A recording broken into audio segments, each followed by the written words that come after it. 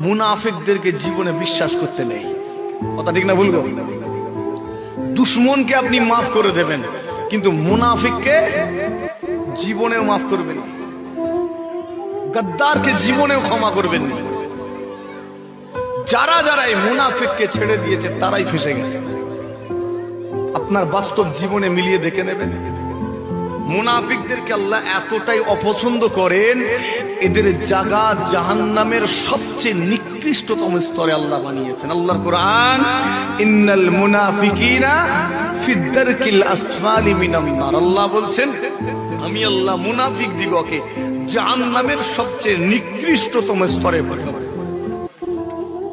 কাফেরদের চেয়েও মুনাফিকের শাস্তিটা বেশি। কাফেরেরও ওই রকম কঠিন শাস্তি হবে না, মুনাফিকের যে শাস্তি হবে।